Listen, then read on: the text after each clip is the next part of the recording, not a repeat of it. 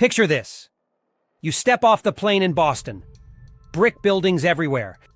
Narrow streets that look older than your country's history. Ivy-covered campuses on every corner. People walking fast, coffee in hand, faces locked in like they've got 3 degrees, 2 deadlines, and 0 patience.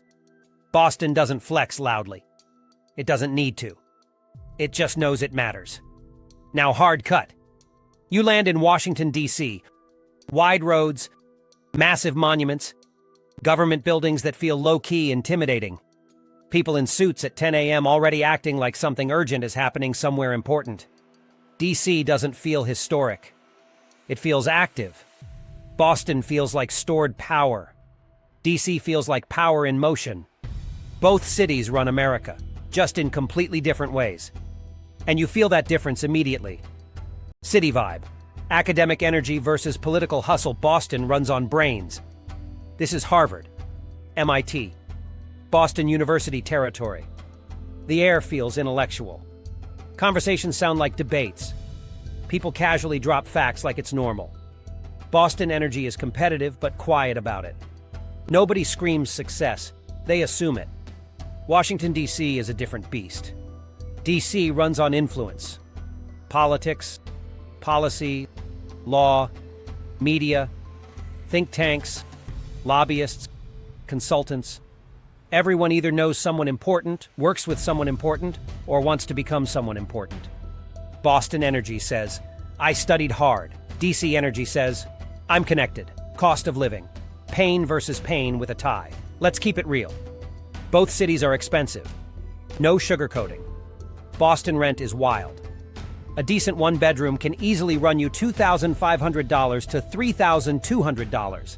And don't be shocked if the building still has radiators from the 1930s. DC is slightly more flexible. Slightly. You might find something decent around $2,200 to $2,900 depending on the neighborhood. But the closer you get to downtown, prices jump fast. Boston feels expensive because space is limited. DC feels expensive because demand never sleeps. Either way, your wallet will feel the pressure. Jobs and amp careers. Degrees versus influence. Boston is built for long-term careers. Healthcare, biotech, education, engineering, research, tech startups tied to universities. Boston rewards credentials. The more educated you are, the better you do. Washington, D.C. plays by different rules. Government, law, policy, international relations, media, NGOs, consulting. D.C. rewards proximity. If you're in the room, you're winning. Boston asks, what did you study? D.C. asks, who do you know? People, reserved intelligence versus strategic charm. Boston people are honest. Not fake nice. Not overly friendly. But real. They won't smile just to smile. But if they respect you, they'll ride with you. Sarcasm is the default language.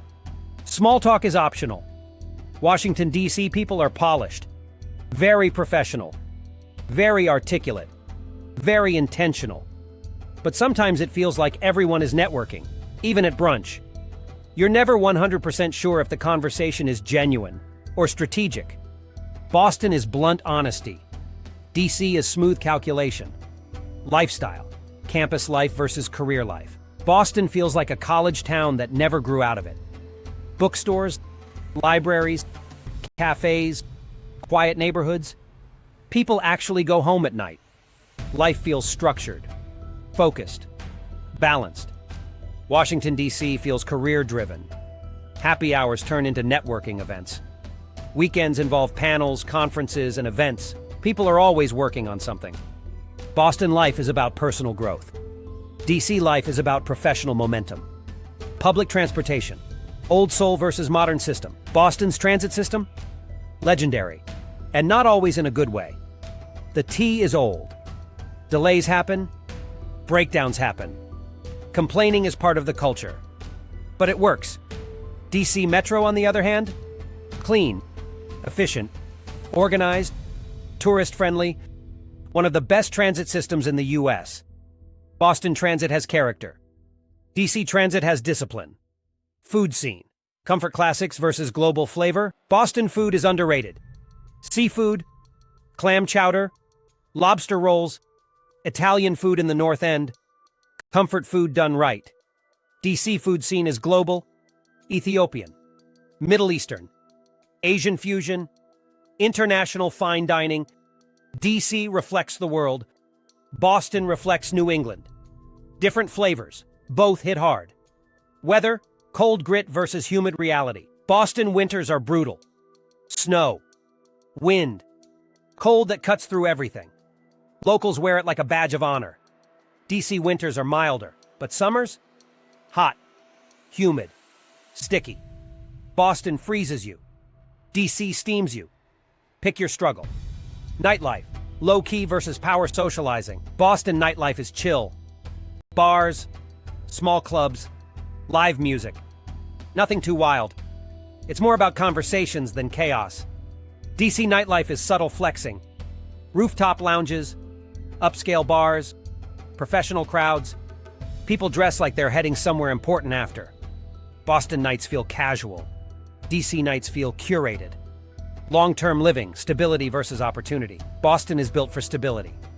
Education, healthcare, safe neighborhoods. Perfect for long-term planning. DC is built for movement. If you're ambitious, career-driven, trying to climb fast, DC opens doors quickly. Boston builds lives. DC builds trajectories. Final verdict. Who wins?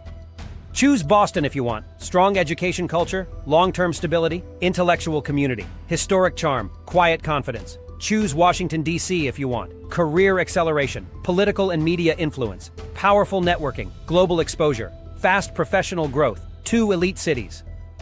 2 different kinds of power. Neither is better. Just different paths. Now we want to hear from you. Boston or Washington, D.C.? Which one are you choosing and why? Drop your take in the comments. And if you're into these city versus city breakdowns, hit subscribe, smash like, and stay locked. Because the next matchup might be your city.